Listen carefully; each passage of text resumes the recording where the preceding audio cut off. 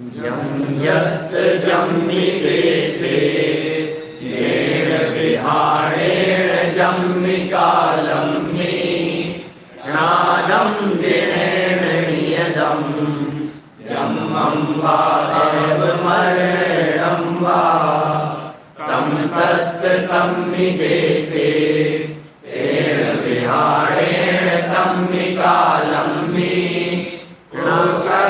सकदिवारेदुम् इन्दो वातजिणेन्दो वा एवं जोड़िच्छयदो जानविदव्वाणि सव्वपचाये सो सदृक्ति शुद्धो जो संकदि सो दृक्ति।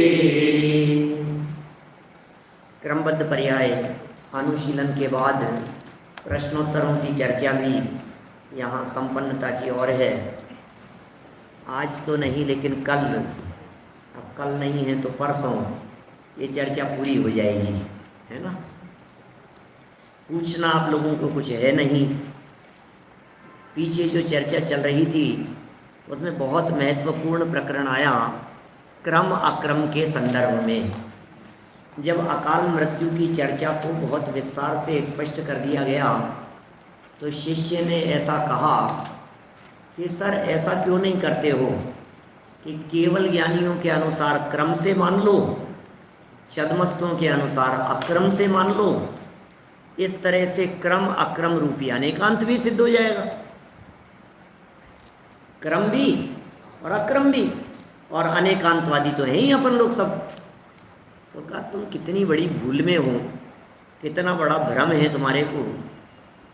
अनेकांत नहीं घटित होगा, बल्कि छद्मस्तों को पता नहीं है, इससे तो उनकी अल्पज्ञता ही सिद्ध होती है, अज्ञानता सिद्ध होती है, नासमझी सिद्ध होती है। अनेकांत का सच्चा स्वरूप तुम जानते ही नहीं हो। अनेकांत क्या होता है? अनेकांत का स्वरूप ऐसा है कि जिसमें एक ही वस्तु के दो पहलुओं को एक साथ देखा जाता है। तो क्रम अक्रम के जो तुम अनेकांत की बात कर रहे हो, ये क्रम अक्रम का अनेकांत यहाँ इन्होंने द्रव्य या कह सकते हैं गुण और पर्याय इस अपेक्षा से बतलाया। गुण अक्रम से होते हैं और पर्याय क्रम से होती है, हो गया अनेकांत। एक और विवक्षा बतलाई, कौन बतलाएगा, किसे याद है? क्रम अक्रम के संदर्भ में दो महत्वपूर्ण बातें कही गई क्रम अक्रम संबंधी अनेकांत के बारे में। एक महत्वपूर्ण बात तो ये हो गई, गुण क्रम से अक्रम से हैं क्योंकि युगपत होते हैं, और पर्याय क्रम से होती है। अब दूसरा, पर्यायों में ही क्रम अक्रम कौन घटित करके बतलाएगा? बोलो मयंक। पर्यायों में ही क्रम अक्रम घटित करना है। एक द्रव्य में अनंत पर्याय होती है तो वो आक्रम से होती है, और एक गुण की एक पर्याय होती है तो क्रम से होती है। तो युगपत को ले लिया आक्रम से, और जो एक समय में एक ही पर्याय हो रही है एक गुण की मुख्यता से, तो उसे ले लिया क्रम में। ठीक है, बढ़िया। थोड़ा सा और व्यवस्थित इसको बोला जा सकता है। एक द्रव्य में अनंत गुण हैं और प्रत्येक गुण की एक समय में एक पर्याय होती है, इसलिए एक द्रव्य में एक ही समय में एक साथ अनंत पर्याय हो सकती है, अनंत गुणों की पर्यायों की अपेक्षा से। और वे सब पर्याय क्रम से नहीं होती है, साथ में होती है। जिस समय ज्ञान गुण की पर्याय है उसी समय दर्शन गुण की पर्याय है, उसी समय चारित्र गुण की पर्याय भी है, सुख गुण की पर्याय भी उसी समय है, अस्तित्व गुण की पर्याय भी उसी समय है। तो अनंत गुणों की पर्याय एक साथ हो रही है। तो अनंत गुणों की पर्याय एक साथ हो रही है, उनमें क्रम नहीं है। जैसे ज्ञान की पर्याय पहले होगी या चारित्र की? एक साथ ही होगी। दर्शन की पहले होगी या सुख की? एक साथ होगी। तो कोई क्रम नहीं है उनमें, एक साथ है। तो इस अपेक्षा से अक्रम, लेकिन एक ही गुण की पर्यायों को जब हम देखेंगे तो वे क्रम से होती है। इस तरह से क्रम अक्रम संबंधी अनेकांत की चर्चा यहाँ हुई। हमने एक और बात बतलाई थी आपको एकांत और अनेकांत के संदर्भ में, वो भी याद होगा। एकांत दो तरह के, सम्यक और मिथ्या। अनेकांत भी दो तरह के, सम्यक और मिथ्या। सम्यक एकांत नए, मिथ्या एकांत नयाभास, ठीक है ना। और सम्यक अनेकांत प्रमाण और मिथ्या अनेकांत प्रमाणाभास, ठीक है। कौतुक याद है। चलो अब कह रहे हैं कि भाई ये जो अकाल मृत्यु के संदर्भ में तुमने क्रम अक्रम की बात कही और क्रम अक्रम बतला भी दिया, फिर भी अभी अकाल मृत्यु के संदर्भ में कुछ जिज्ञासा दिमाग में बनी हुई है। देखते हैं पेज नंबर 92 पर। अकाल मृत्यु के संदर्भ में आपने ही तो घड़े के पानी और अपराधी के जेल से छूटने आदि का उदाहरण देकर ये बताया था कि केवली के ज्ञान के अनुसार तो मरण आदि कार्य स्वकाल में ही होते हैं। आपने ही तो बताया था ये। किंतु ज्योतिष आदि क्षयोपशम ज्ञान के अनुसार जो भी मरण आदि संबंधी भविष्य बताया जाता है उसमें आयु के अपकर्षण आदि के द्वारा फेरफार भी हो जाता है। भाई यही तो बात बतलाई थी। किसी क्षयोपशम ज्ञानी ने, निमित्त ज्ञानी ने देख करके बतलाया, जैसे उस गणितज्ञ ने बतलाया था कैलकुलेट करके, वे कितनी देर में घड़ा खाली होगा। 1 घंटे में 1 लीटर की रफ्तार से निकल रहा है, 10 लीटर पानी है, कितनी देर में खाली होगा? 10 घंटे में खाली हो जाएगा। तो और उसके अंदर तो उत्कर्षण अपकर्षण हो सकता है, शॉर्ट लग गया, पानी निकल गया, तो उसमें कम ज़्यादा हो सकता है। तो छद्मस्तों के अनुसार, निमित्त ज्ञानियों के अनुसार तो परिवर्तन होता है, केवल ज्ञानियों के अनुसार परिवर्तन नहीं होता है। ये बात आप ही ने तो कही थी पहले। इससे तो यही प्रतीत होता है कि केवली के ज्ञानानुसार पर्यायें क्रमबद्ध और हमारे ज्ञानानुसार अक्रमबद्ध होती है। यही तो घटित होता है, यही तो सिद्ध होता है। उत्तर, उक्त उदाहरणों से तो यह सिद्ध किया गया था कि मरण आदि प्रत्येक कार्य होता तो स्वकाल में ही है। यही तो सिद्ध किया था, पर उसका कथन 2 प्रकार से होता है। यह नहीं बताया था कि कुछ पर्यायें स्वकाल में होती हैं और कुछ अकाल में भी हो जाती है। समझ गए ना आप? माने काम तो स्वकाल में ही होगा, कथन 2 प्रकार से हो सकता है उसका। आयु कर्म की स्थिति के अपकर्षण आदि के बिना आयु की स्थिति पूर्ण होने के उपरांत होने वाले मरण को काल मरण, और आयु कर्म की स्थिति का अपकर्षण आदि, अपकर्षण, अपवर्तन, उदीर्णा आदि में ये और भी लगाना, इनसे होने वाले मरण को अकाल मरण कहा जाता है। अकाल मरण का आशय स्वकाल के बिना होने वाले मरण से नहीं है, अपितु आयु कर्म के अपकर्षण आदि से है, अपवर्तन उदीर्ण आदि से है। आयु के अपकर्षण आदि के कारण अकाल मरण उसकी संज्ञा मात्र है, वास्तव में तो प्रत्येक कार्य स्वकाल में ही होता है। मोक्ष एवं सम्यक रूपी कार्य के संबंध में कलश टीकाकार पांडे राजमल जी लिखते हैं, यह जीव इतना काल बीतने पर मोक्ष जाएगा, ऐसी नोंद केवल ज्ञान में है। नोंद क्या होता है? नोंद क्या होता है? नोट होता है। नोट, नोट करना नक्की है, फिक्स है, खचित है, गीलित है, नोंद है ना। यद्यपि सम्यक रूप जीव द्रव्य परिणमता है, तथापि काल लब्धि के बिना करोड़ उपाय किए जाएं तो भी जीव सम्यक रूप परिणमन योग्य नहीं। माने काल लब्धि की, यद्यपि जीव ही परिणमित होगा, लेकिन काल लब्धि आने पर ही, बिना काल लब्धि के नहीं होगा। कोई भी घटना नवीन घटित नहीं होती, अपितु वह पहले से ही स्थित है, निश्चित है, वह तो मात्र स्वकाल में प्रकट होती है। इसलिए अपन भी जानने की बात करते हैं। आप लोगों ने कभी ज्योतिषी को हाथ दिखाया क्या? किसी ने दिखाया होगा क्लास में? एक ने, 2, कभी हाथ दिखाया? कभी किसी ज्योतिषी को? प्रकाश दादा को ही दिखा दिया होगा अपने। प्रकाश दादा को नहीं जानते आप लोग? अरे अपने सारे तिथि दर्पण, सारे पंच कल्याणों को, कोई मुहूर्त बनाते रहे। 94 साल के हो गए, अब तो बहुत बुजुर्ग हो गए हैं मैनपुरी के। तो किसी ने दिखाया हुआ तो हाथ दिखाया भैया, किस किस ने दिखाया था? 1 और 2 और बस। जानते तो हो, कोई हाथ देखते हैं लोग दुनिया में, ये तो जानते हो। फिर हाथ देख करके क्या करते हैं वो? तुम्हारा हाथ अच्छा साफ दिख रहा है, गंदा है, ऐसा बताते हैं? क्या देखते? हाथ देख के क्या बताते हैं?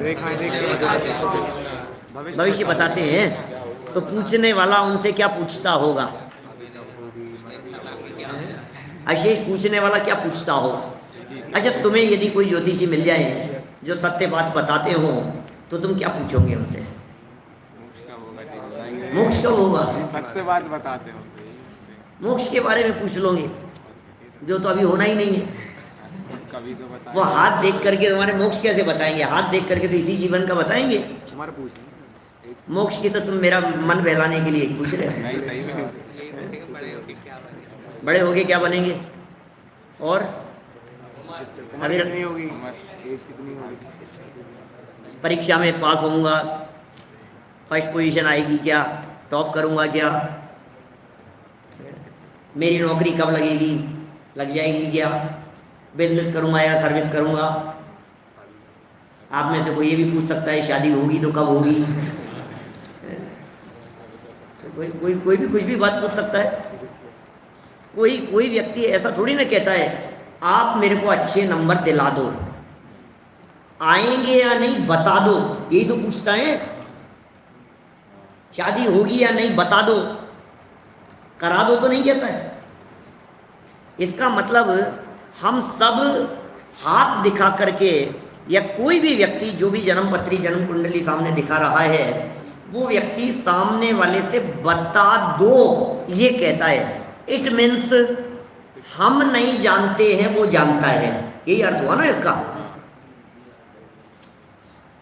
भाई देखो क्या होता है, घर में जब बच्चे बड़े हो जाते हैं तो तुम्हारे माता पिता तुम्हारे लिए क्या करेंगे? लड़की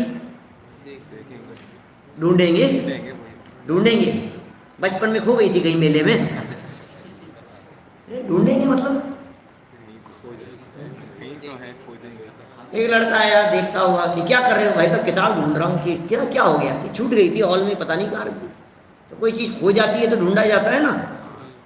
तो लड़की ढूंढेंगे, देखेंगे, खोजेंगे। वर की तलाश चल रही है, लड़की तलाश रहे हैं, लड़की ढूंढ रहे हैं। समझ में नहीं आता ढूंढ रहे का मतलब क्या है? ढूंढ रहे का मतलब ये है कि नक्की तो है, फिक्स तो है किसके साथ में होनी है शादी, हमें पता नहीं। यही अर्थ निकला ना उसका। ढूंढने का मतलब क्या निकला? क्या हमारे ज्ञान में नहीं है, हमें मालूम नहीं है, आपको पता होगा शायद। हमें पता नहीं है कि हमारा रिजल्ट क्या आने वाला है, शायद आपको पता हो। तो कोई भी व्यक्ति भविष्य बताता है, बनाता नहीं है।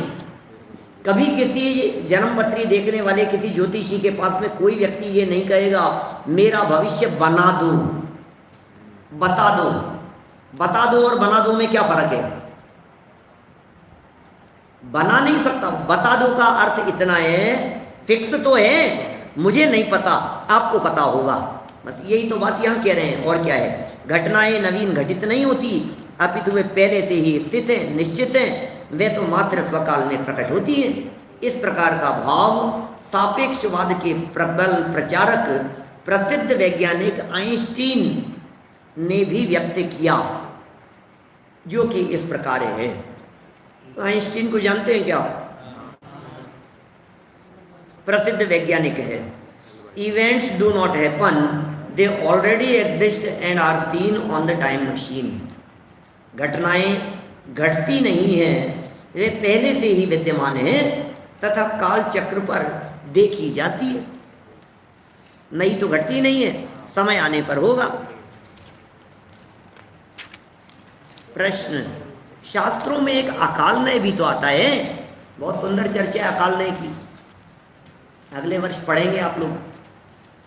47 नयों की चर्चा है, नए चक्र में करेंगे चर्चा विस्तार से। एक अकाल नय भी आता है। काल नय से कार्य स्वकाल में होता है और अकाल नय से अकाल में भी हो जाता है। ऐसा माने तो क्या आपत्ति है? 47 नए हैं प्रवचन सार परिशिष्ट में, जानते हैं आप? समय सार परिशिष्ट में 47 शक्तियाँ हैं और प्रवचन सार परिशिष्ट में 47 नए हैं। तो 47 नयों में 2 नए हैं, एक है काल, एक है अकाल। और काल नए से ये कहा है कि समय पर पकने वाले आम के समान। अभी नीचे करेंगे इसका स्पष्टीकरण।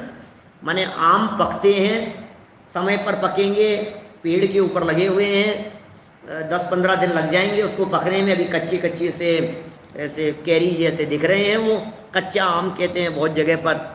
हमारे यहाँ राजस्थान में तो उसे कैरी कह करके पुकारते हैं, है ना? कैरी बोलते हैं, कच्चा आम बोलते हैं। तो तुम्हारे साथी कच्चा आम कहते हैं, कैरी का पना बनता है। कैरी का पना बनता है। तो खैर अमिया, जो तुम्हें कहना हो कुछ भी कहो।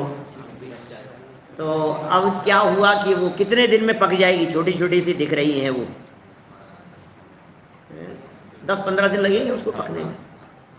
और कच्ची यदि उसको तोड़ ली गई तो उसका क्या करते हैं? कच्ची को तोड़कर उसे पाल में रख देते हैं। पाल जानते हैं क्या होता है?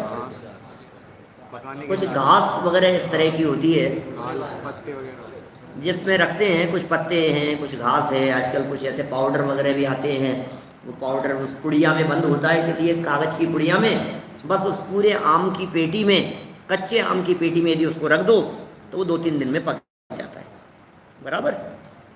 तो काल नए से तो काम समय पर होगा, माने 15 दिन में पकेगा। और अकाल नए से वो समय से पहले 3 दिन में पक जाएगी, ऐसा उनका कहना है। काल से समय पर, अकाल नए से समय से पहले, ऐसा माने तो क्या आपत्ति है? उत्तर, अकाल नए का अर्थ यह नहीं कि कार्य स्व समय में न होकर असमय में हो जाता है। कार्य तो 5 समवायों के मिलने पर ही होता है। काम तो तभी होगा जब 5 समवाय मिलेंगे। पर जब एक कारण को मुख्य करके कथन होता है तब अन्य कारण गौण रहते हैं, उनका अभाव नहीं होता। जैसे ये तन निसर्गत अधिगमात्वा सूत्र पढ़ा होगा आपने, क्या अर्थ है उस सूत्र का? बोलो। सम्यक दर्शन 2 प्रकार का है। सम्यक दर्शन तो 3 प्रकार का सुना है हमने। 2 प्रकार से उत्पन्न होता है। शाबाश। निसर्गज और अधिगमज, मतलब क्या है इनका? निसर्गज और अधिगमज का बोलो भाई, राहुल के पीछे। निसर्गज माने क्या होता है बेटा? हाँ, जानते हो? निसर्ग माने क्या होता है?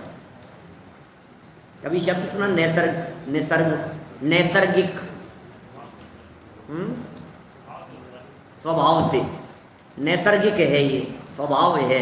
तो निसर्गज, जय जन्म के अर्थ में प्रयोग किया है। तो जो निसर्ग से जन्म लेवे वो निसर्गज। और दूसरा अधिगमज। अधिगमज क्या होगा? अधिगम माने उपदेश, उपदेश से हो वो अधिगमज है, बराबर।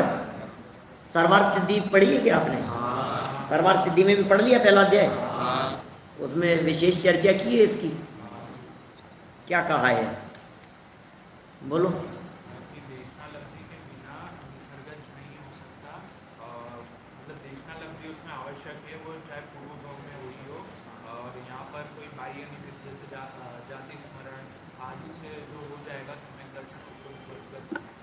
शाबाश।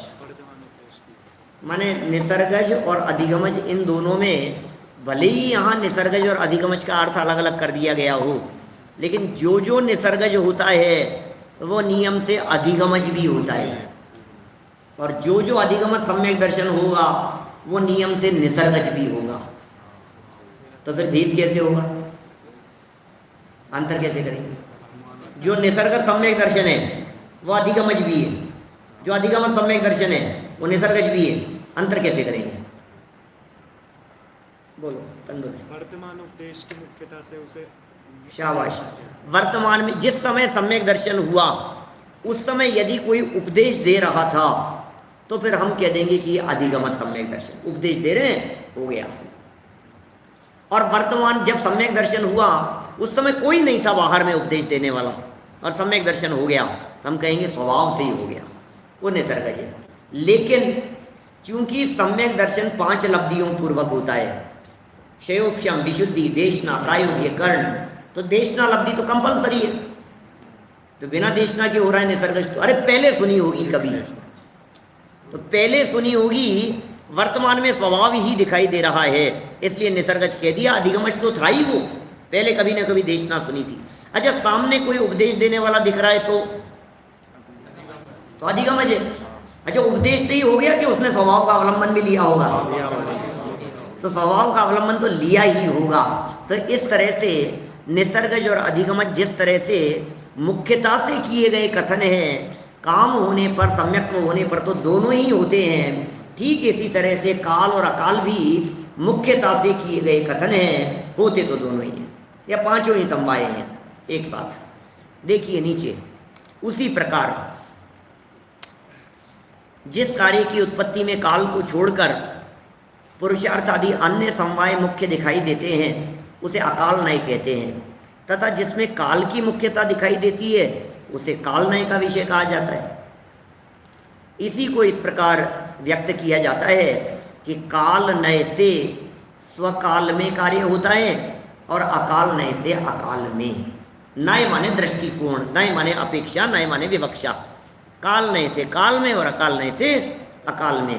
इस कथन का तात्पर्य यह कदापि नहीं कि कार्य समय के पहले हो गया। अकाल का अर्थ काल के पहले नहीं हो सकता है, अकाल का अर्थ तो काल के अतिरिक्त तो होगा। मैंने कुछ पॉइंट्स बनाने के लिए कहा था आपको अकाल मृत्यु के संदर्भ में, बना रहे होंगे आप लोग परीक्षा में, नहीं तो क्या लिखेंगे अकाल मृत्यु के बारे में। 2-3 महत्वपूर्ण प्रकरण हैं इसमें, जो तो समझ लो आप परीक्षा में पूछे ही जाते हैं। अकाल मृत्यु प्रश्न पूछ लिया जाएगा आपसे, पुरुषार्थ क्रमबद्ध में वो भी नियम से इस तरह का प्रश्न बनता ही है। एक समझ लो आप 6 शक्तियाँ, वर्तमान बुद्धिमान, तो ये इसमें अकाल मृत्यु के प्रकरण में ही आ गया। केवल ज्ञान ज्ञापक है या कारक है, ये भी अच्छा प्रश्न है एक। और समझ लो क्रमबद्ध पर्याय को जानने से लाभ क्या है। पूरी किताब पढ़ ली और लाभ ही नहीं पता हमारे को, इससे लाभ क्या हुआ? क्रमबद्ध पर्याय को जानने से लाभ क्या है? बस ठीक है, क्रमबद्ध पर्याय को जानने से कोई ये भी लिख देगा कि हमारा टाइम पास हो जाता था, क्लास लग जाती थी, नहीं तो रूम पर बोर होते रहते थे। क्रमबद्ध पर्याय को जानने से क्या लाभ है? तो बराबर उसके 8-10 पॉइंट बनाना अच्छे से, है ना। चलिए फिर प्रश्न, ये काल अकाल का भी एक अच्छा प्रश्न बनता है। तो ये सब प्रश्न 2 तरह के प्रश्न आपसे पूछेंगे। अभी तक तो इतना ही भाव है। कुछ प्रश्न 2-2 नंबर के होंगे। 10 प्रश्न दे दिए, 11 दे दिए, 10 करने 2-2 नंबर के। उनमें छोटे छोटे से प्रश्न हो गए, है ना, जैसे कहाँ प्रयोग किया है, कहाँ है। समझ लीजिए आप, क्रमबद्ध पर्याय की चर्चा कौन सी जगह आई है, क्रम नियमित का प्रयोग कहाँ हुआ है।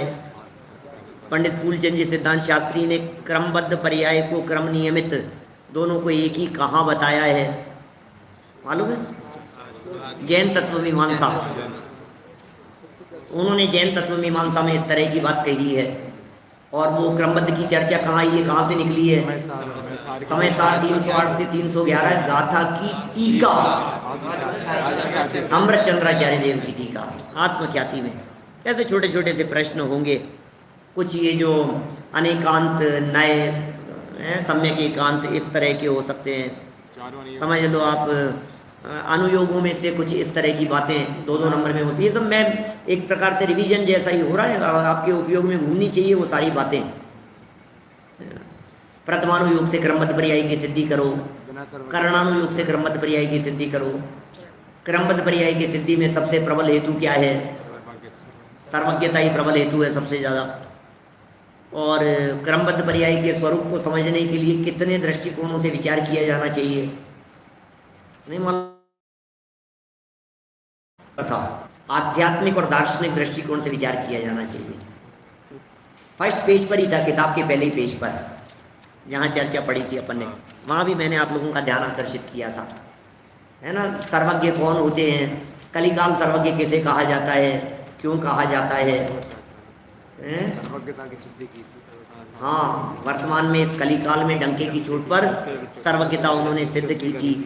तो इस तरह की बातें, छोटी छोटी सी बातें इसमें से निकल निकल करके समझ लो आप 12 वर्ष का अकाल किसके समय में पड़ा था, है ना, भद्रभाऊ स्वामी के समय में, या और इस तरह की बातें निकाल लीजिए। 12 वर्ष द्वारा क्रमबद्ध पर्याय के पोषक आगम प्रमाण प्रस्तुत कीजिए, या सर्वज्ञता की सिद्धि के लिए आगम प्रमाण प्रस्तुत कीजिए। तो मैंने एक पैराग्राफ आपको याद करने के लिए कहा था, जीवो ही तावत। नहीं जीवो ही तावत नहीं, ये तो 308 से 11 की टीका का प्रकरण है।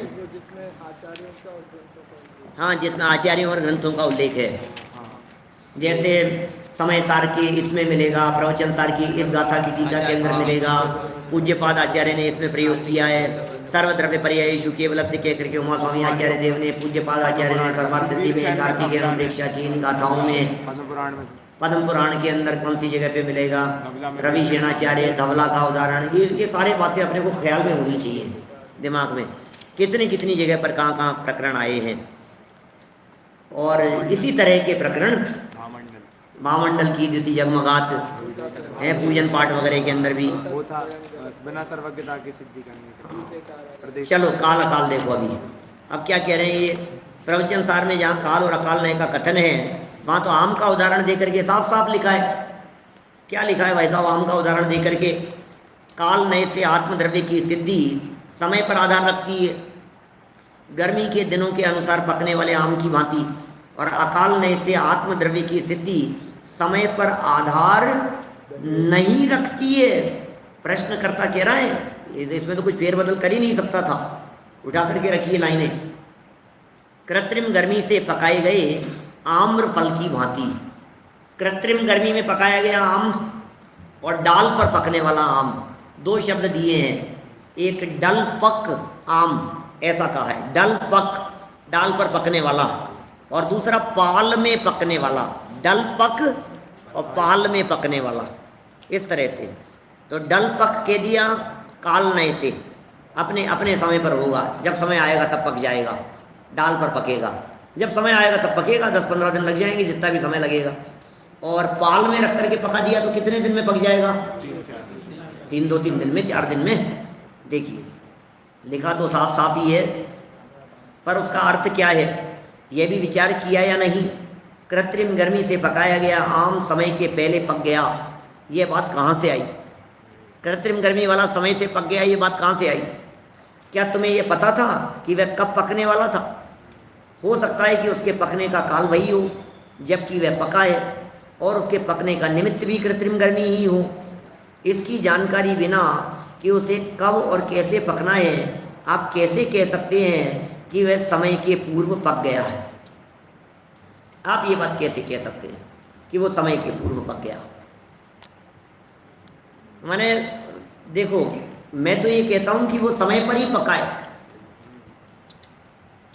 किसी किसान ने आम को तोड़ा, ऊपर से कैरी को तोड़ा, कच्ची थी, और तोड़ करके उसे पाल में रख रहा था।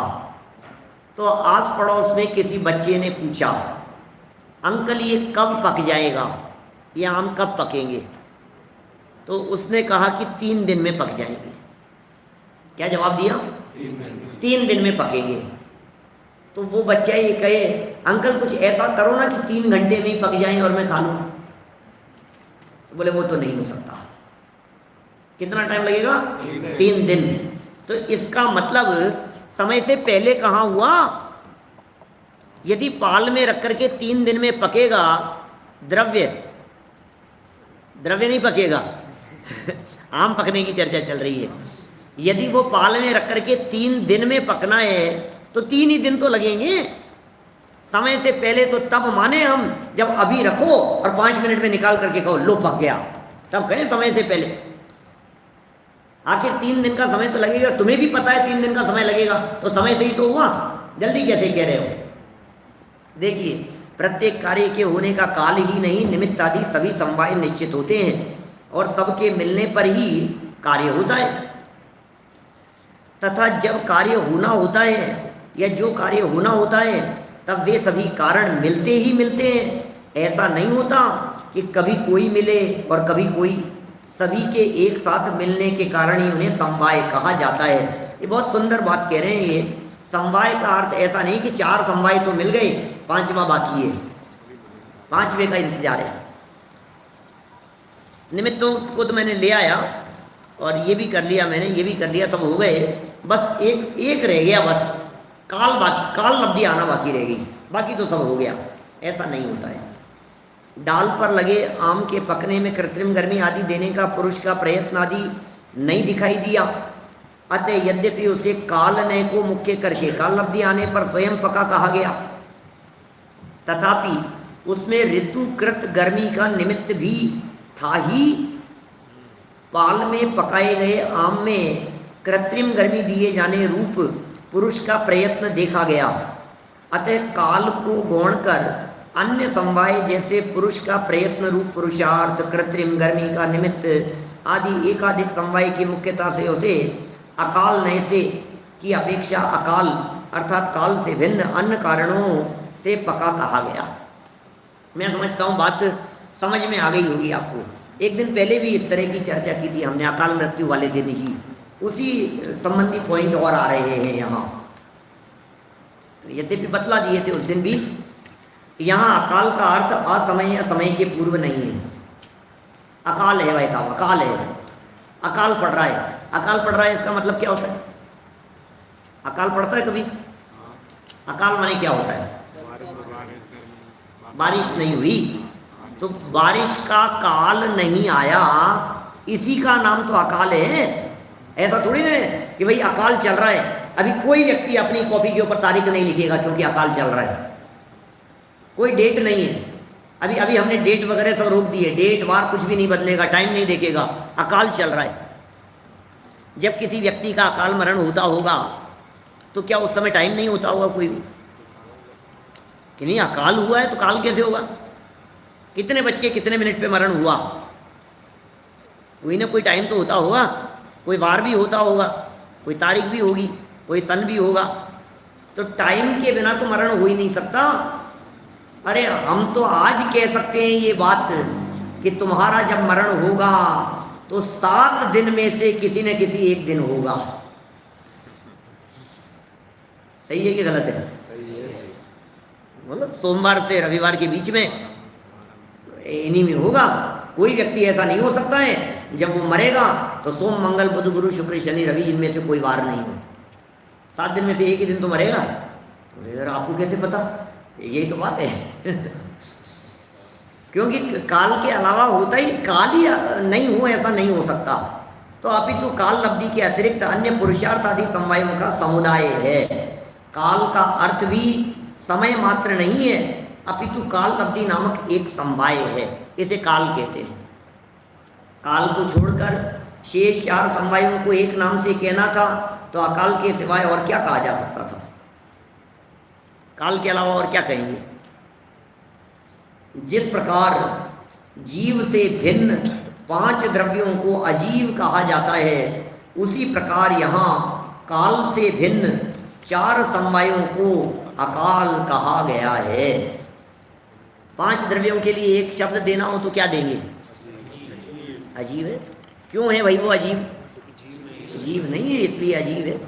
ऐसे ही काल लब्धि के अलावा 4 समवायों को एक नाम देना हो तो अकाल दे देंगे। अतः काल नय से का अर्थ है काल लब्धि की अपेक्षा कथन करने पर, और अकाल नय से का अर्थ है काल लब्धि को छोड़कर अन्य पुरुषार्थ आदि समवायों की अपेक्षा कथन करने पर। बात थोड़ी सूक्ष्म है पर समझने योग्य है। इसे समझे बिना इसके रहस्य को समझ पाना संभव नहीं है। सूक्ष्म अवश्य पर समझ में न आवे ऐसी नहीं। अतः यदि उपयोग को सूक्ष्म कर श्रद्धापूर्वक समझने का प्रयत्न किया जाए तो समझ में आ सकती है। काल नय और अकाल नय का क्रमबद्ध पर्याय से कोई विरोध नहीं है, अपितु ये नए क्रमबद्ध पर्याय के साधक ही हैं। इस संदर्भ में जयपुर खानिया तत्व चर्चा का निम्नलिखित कथन भी दृष्टव्य है। जयपुर खानिया तत्व चर्चा कौन से शहर में हुई थी? जयपुर में ही हुई थी। खानिया कौन सा शहर है? शूलगिरी का जो एरिया है ना, वो क्षेत्र खानिया कहलाता है। विचार कर देखा जाए तो काल नय से काल की विवक्षा है और अकाल नय से काल को गौण कर अन्य हेतुओं की विवक्षा। देखो ये स्वीकार कर रहे हैं वो लोग, वहाँ स्वीकार कर रहे हैं। जयपुर खानिया तत्व चर्चा पुस्तक 1 पृष्ठ 351-52 का ये प्रकरण है, जहाँ अन्य हेतुओं को गौण कर काल की प्रधानता से कार्य को दृष्टि पथ में लिया जाता है, वहाँ वह काल नय का विषय होता है। और जहाँ काल को गौण कर अन्य विवक्षा या प्रयोग से प्राप्त हेतुओं की प्रधानता से कार्य को दृष्टि पथ में लिया जाता है, वहाँ वह अकाल नय का विषय होता है। इस प्रकार एक ही कार्य काल नय का भी विषय है और अकाल नय का भी। यदि ऐसा न माना जाए तो इन्हें नए वचन कहना संगत नहीं होगा। आप समझ रहे हैं नए क्या होते हैं? नए क्या होते हैं बताओ। अच्छा बतलाओ, ये जो पीछे है क्या नाम भैया तुम्हारा? अमन। ये अमन ने पिंक शर्ट पहन रखी है या ब्लू जीन्स पहन रखी है? दोनों। क्या बात कर रहे हो आप? पिंक है या ब्लू है? इसने क्या पहन रखा है? पिंक पहन रखा है कि ब्लू पहन रखा है? दोनों बातें हैं भाई। पिंक भी कहेंगे, ये शर्ट की अपेक्षा से पिंक है, जींस की अपेक्षा से ब्लू है, उसमें क्या है? दोनों बातें सच्ची है। तो यही तो कह रहे हैं, काल और अकाल यदि नए हैं तो एक काल को देखने वाला दृष्टिकोण है, एक अकाल को देखने वाला दृष्टिकोण है। क्या जब आप काल वाले एंगल से देखते हैं, काल वाला चश्मा लगा के देखेंगे तो काल ही दिखाई देगा। जब आप काल वाले चश्मे को उतार कर अकाल वाला लगा करके देखेंगे तो काल लब्धि नहीं दिखेगी, स्वभाव, पुरुषार्थ, निमित्त और होनहार में से कुछ दिखाई देगा। ठीक है। जब भवितव्यता की बात कही जाएगी, जब पुरुषार्थ की बात कही जाएगी तो उसे अकाल कह देंगे, वही अकाल है। देखिए इस प्रकार एक ही कार्य काल नय का भी विषय और अकाल नय का भी विषय, यदि ऐसा न माना जाए तो इन्हें नए वचन कहना संगत न होगा। स्पष्ट है कि आचार्य अमृतचंद्र के उक्त कथन से कोई पर्याय क्रम नियमित होती है और कोई पर्याय क्रम अनियत होती है। यह त्रिकाल में सिद्ध नहीं होता। प्रत्युत इससे यही सिद्ध होता है कि सभी कार्य क्रम नियत होकर भी वे विवक्षा भेद से काल और अकाल इन दोनों नयों के विषय हैं। ठीक है। इस प्रकार के प्रयोग लोक में तो प्रचलित नहीं है। ये क्यों नहीं है भाई साहब? हम लोक व्यवहार के आधार पर उस बात को स्पष्ट करके समझा रहे हैं। किस तरह के प्रयोग? अकाल कह दिया आपने, क्या बात हुई? आपने अकाल कैसे कह दिया? काल काल लब्धि नहीं है तो आपने बाकी सबको अकाल कह दिया। आप होते कौन है उन सबको अकाल कहने वाले? आपको क्या अधिकार है किसी को भी अकाल कहने का? हम आपसे पूछते हैं, आपको क्या अधिकार है किसी को भी अजैन कहने का? आप कैसे लोगों को अजैन कह देते हैं? ये लिख रहे हैं यहाँ देखो। क्यों नहीं? काल के अतिरिक्त अन्य समवाय को अकाल कहने जैसे प्रयोग जिनवाणी में तो मिलते ही हैं, जैसा कि जीव अजीव वाले उदाहरण से स्पष्ट है। जीव अजीव ये तो जिनवाणी में मिल ही रहे हैं। लोक में भी ऐसे प्रयोग प्रचलित हैं। अजैन शब्द भी हम जैन धर्मावलंबियों को छोड़कर अन्य धर्म वालों के लिए प्रयोग करते ही हैं। अजैन में हिंदू, मुसलमान, ईसाई, सिख आदि सभी आ जाते हैं। जब हम ये कहते हैं कि वह अजैन है तो उसका अर्थ क्या होगा? हमने कहा कि भैया ये मेरा दोस्त है, ये अजैन है, इसका अर्थ क्या होगा? इतना ही अर्थ है कि वो जैन नहीं है।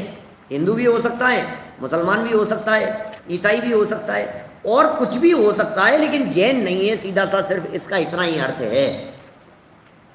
एक सरदार जी ने बड़ी अकड़ करके कहा कि तुम्हें पता है हम सरदार हैं। हमने कहा तुम सरदार हो तो क्या हुआ, हम भी असरदार हैं। सरदार जो सरदार नहीं है वो कौन होंगे? असरदार होंगे। तो ये अपोजिट है उसका। आ लगा करके सिर्फ उसका निषेध सिद्ध किया गया है। हिंदू, मुसलमान, ईसाई कुछ भी कह सकते हैं, कुछ भी शब्द का प्रयोग उनके लिए किया जा सकता है। जब हम ये कहेंगे कि ये काम अजैनों के सहयोग से संपन्न हुआ तो क्या अर्थ होगा उसका? हमारे आशय में जैनों को छोड़कर अन्य अनेक संप्रदाय वाले ही अपेक्षित होते हैं। भाई साहब, इस काम में अजैनों का बहुत सहयोग रहा है। आपको क्या पता है, अजैन लोगों ने भी बहुत सहयोग किया है। इसका अर्थ क्या हुआ? जैनों को छोड़ करके अन्य।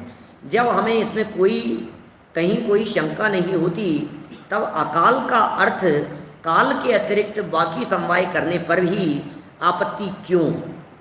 सोचो गंभीरता से। अकाल का अर्थ काल के पहले, क्या ये जगत के जीवों की 1.5 अकल का परिणाम नहीं है? अकाल माने काल के पहले कैसे ले आया? अकाल पड़ रहा है, अकाल पड़ रहा है, तो अकाल पड़ रहा है वो भी काल के पहले नहीं होता।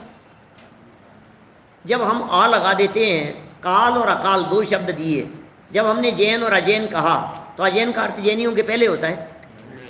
जीव अजीव कहा तो अजीव का अर्थ जीव के पहले होता है। जब हम जहाँ जहाँ अज्ञान कहा तो अज्ञान का अर्थ ज्ञान के पहले होता है? नहीं होगा। ज्ञान के पहले को अज्ञान नहीं कहेंगे अपन। अल्प ज्ञान के अर्थ में अज्ञान का प्रयोग है। सम्यक और मिथ्या के अर्थ में भी उसको ले सकते हैं, गलत जानने के अर्थ में, नहीं जानने के अर्थ में भी कह सकते हैं।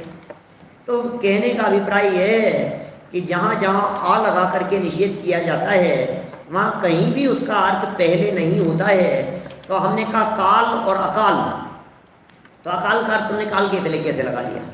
बताओ तो सही। जरा दुनिया में उन लोगों से पूछो जो लोग अकाल का अर्थ काल के पहले करते हैं, कोई उन्हें बुला करके उनसे पूछे तो सही कि हमें बताओ जरा एक बार आप, ये अकाल का अर्थ काल के पहले कैसे हो सकता है? हमने तो बता दिया अकाल का अर्थ काल लब्धि के अलावा कैसे हो सकता है। जैसे अजैन बतला दिया, जैसे अजीव बतला दिया, इस तरह से और भी अनेक तरह के प्रयोग हम बतला सकते हैं। तो हम तो तर्क युक्ति से बतला रहे हैं और आप भी इस तरह के प्रयोग करते हो। कार्य 5 समवायों से होता है, स्वभाव, पुरुषार्थ, निमित्त, होनहार और काल लब्धि। काल लब्धि के अलावा चारों को एक शब्द दो, अकाल लब्धि। एक शब्द में क्या कहोगे? काल लब्धि के अलावा एक शब्द कहोगे तो अकाल लब्धि। अब अकाल लब्धि को और शॉर्ट में कहोगे तो अकाल लब्धि कौन लगाएगा? अकाल लब्धि को अकाल ही तो कहोगे। जिसका नाम बड़ा होता है उसे शॉर्ट में पुकारा ही जाता है। आपकी क्लास में भी है क्या किसी का नाम बड़ा शॉर्ट में पुकारा जाता है? तुम्हारे सीनियर अभी निकले हैं अखिल की क्लास का, आप्त अनुशील है ना, उसका नाम है आप्त अनुशील। तो आप्त अनुशील को कोई आप्त अनुशील नहीं कहता है। आप्त अनुशील शास्त्री, वो खुद भी अपने आप को आप्त शास्त्री ही लिखता है। उससे पूछे कि नाम क्या है तुम्हारा? बोले आप्त शास्त्री। आप्त अनुशील पूरा नाम ही नहीं बोलता। तो ऐसे ही हमने कहा अकाल लब्धि। क्या अकाल लब्धि को शॉर्ट में क्या कहेंगे? बोले अकाल। बस चलिए अंतिम, हाँ बोलो क्या पूछना है? ठीक है, देखो अकाल का यह अर्थ आज तक हमारे ध्यान में नहीं आया, तो इसका अर्थ यह तो नहीं कि उसका यह अर्थ अनुचित है। हमारे ध्यान में यदि ये अर्थ नहीं आया तो इसका अर्थ ये थोड़ी ना है कि अर्थ ही अनुचित हो गया। हमारे ध्यान में तो बहुत सी बातें नहीं हैं। वस्तु की व्यवस्था क्या हमारे तुम्हारे तुच्छ क्षयोक्षम ज्ञान के आधार पर संचालित है? ये वस्तु व्यवस्था न तुम्हारे ज्ञान के आधार पर चलती है न हमारे ज्ञान के आधार पर चलती है। ये वस्तु व्यवस्था तो स्व संचालित है, किसी के चलाने से नहीं चलती है। क्या ये बात विचारणीय नहीं है? यदि है तो फिर एक बार गंभीरता से विचार कीजिए। विचार करने पर सब कुछ स्पष्ट हो जाएगा। बोलो कितनी सुंदर बात। यहाँ अपनी क्रमबद्ध पर्याय की चर्चा पूरी हो गई। अब कुछ नहीं बचा है जो चर्चा करने जैसा हो। अब तो सिर्फ वो बचा है जो आप लोगों के चित्त में फितूर उठता रहता है ना इधर उधर। अरे साहब फिर क्यों समझा रहे हो, फिर जब होना होगा हो जाएगा, और कम से कम रहने तो दो। जब उम्मीद ही बनी रहती है, पुरुषार्थ करेंगे तो कम से कम आशा बनी रहती है, आशा से आसमान टिका है। और ये ऐसे फालतू की बातें। कि चाहो तो मैं यहाँ प्रश्न पढ़ देता हूँ और उनके जवाब। प्रश्न भी बड़ा लंबा है, कहाँ तक है? एक पेज में तो प्रश्न दिया है। पढ़ूं क्या? तुम कहो तो प्रश्न पढ़ देता हूँ। प्रश्न सुन लो। प्रश्न सुनने में तुम्हारे को लगेगा यह बात तो सच्ची कह रहा है, बंदा जो कह रहा है ये सही बात कह रहा है। सभी कुछ निश्चित है, उसमें कहीं भी कोई फेरफार नहीं किया जा सकता। ऐसा मान लेने पर समागत या संभावित विपत्ति का पता चलते ही समस्त जगत में भय का वातावरण फैल जाएगा। अरे यार बचाया नहीं जा सकता है। दुर्घटना के बारे में सुन लिया, अब डर जाएगा आदमी, क्योंकि अब कुछ बदलाव तो हो नहीं सकता, क्योंकि सभी कुछ निश्चित है के अनुसार उसे रोकने का प्रयत्न संभव नहीं। यद्यपि सब कुछ निश्चित नहीं मानने पर भले ही हमारा किया गया कोई प्रयत्न सफल नहीं हो, तथापि सफलता की संभावना से आशा तो बनी रहती है, निराशा का वातावरण तो नहीं बन पाता। पहली बात क्या कही थी? भय का वातावरण। क्रमबद्ध से डर जाते हैं व्यक्ति। तुम्हें अभी से कोई व्यक्ति तुम्हारे को ये कह दे रहे हैं कि ये निश्चित है कि तुम परीक्षा में फेल होने वाले हो, अब क्या होगा? जबरदस्ती अभी माथा खराब हो जाएगा, अभी से दिमाग खराब हो जाएगा, अभी से टेंशन में आ जाओगे, घबराहट होगी, और पता नहीं है कोई बात नहीं, अब जो होगा भले ही रिजल्ट नक्की है, लेकिन तो भी प्रयत्न तो करता रहता है व्यक्ति। अब ये आशा के बारे में कह दिया, आशा बनी रहती है, निराशा का वातावरण नहीं बन पाता। कहावत है कि आशा से आसमान लगाए। तात्पर्य यह है कि सारा संसार आशा से ही चल रहा है। यदि आशा न रहे तो संसार में रहना दूभर हो जाएगा, और कार्य की सफलता के लिए किए जाने वाले प्रयत्नों के प्रति उत्साह भी नहीं रहेगा। अब उम्मीद ही नहीं है, आशा ही नहीं है, तो फिर काहे को प्रयत्न करेगा, क्यों उत्साह रहेगा? एक चिड़िया एक एक तिनका जोड़कर अथक परिश्रम करके एक घोंसला बनाती है, और उसके नष्ट हो जाने पर या नष्ट कर दिए जाने पर फिर उसी प्रयत्न में जुट जाती है। इसका एकमात्र आधार आशा ही तो रहती है। निराश व्यक्ति तो जीवन में कुछ भी नहीं कर सकता, क्योंकि उसका तो मनोबल ही टूट जाता है।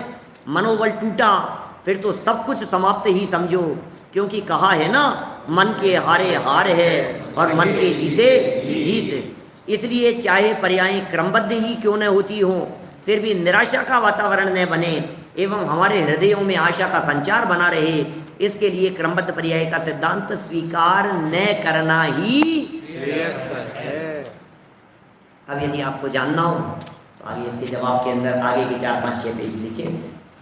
प्रश्न समझ में आया क्या? एक तो ये प्रश्न है, और आखिरी में एक और प्रश्न है। हमारी समझ में आना होगा तब आ जाएगा। तुम काहे को माथा पचा रहे हो जबरदस्ती? तुमने क्यों ठेकेदारी ले रखी है हमें क्रमबद्ध पर्याय समझाने की? नहीं समझेंगे तो नहीं समझेंगे, समझ में जब क्रमबद्ध में आनी होगी तो आ जाएगी। नहीं, तुम्हें याद करना पड़ेगा, तुम्हें तैयार करना पड़ेगा, जब ये होनी होगी तो हो जाएगी। आप क्यों दबाव डालते हो? तो एक ये प्रश्न है, तो बस ये तो इसी तरह के प्रश्न है। इनका समाधान अपन अगली क्लास में, माने परसों, माने 7 तारीख को 4 बजे इसकी चर्चा कर लेंगे। अभी की बात को यहीं विराम देते हैं। पेपर पैटर्न मैंने आपको बतला ही दिया है। 2-2 नंबर के 10 प्रश्न होंगे, और 5-5 नंबर के 10 नंबर के 5 प्रश्न, 10 नंबर के 5 प्रश्न, तो 70 नंबर हो गया। 30 नंबर का आपका वो आ जाएगा। 6 में से 5 कर लेंगे, कोई बात नहीं। 7 में से 5, 7 में से 5 सब कुछ तो बतला दिया, सब कुछ तो पढ़ा दिया तुम्हारे। 6 में से 5 कर लेंगे, चलो ऐसा कर लो। और वो 11 में से 10 कर लेंगे, 2 नंबर के 70 नंबर का हो गया। स्वयं कर्तृत्व, सहज कर्तृत्व, कितनी सरल सरल बातें थी ये सब। अब कोई क्लास में ही नहीं आया तो उसके तो क्रमबद्ध में ही वही होना होगा, उसका तो क्या करेंगे अपन। चलो ठीक है, और कुछ पूछना है? सामान्य श्रावकाचार पढ़ लेना, वही प्रश्न है जो रहते हैं।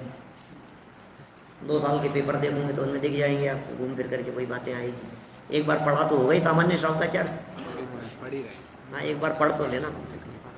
चलो 9 तारीख को अच्छे से देना पेपर, ठीक है। मैं जा रहा हूँ कल, फिर मिलेंगे।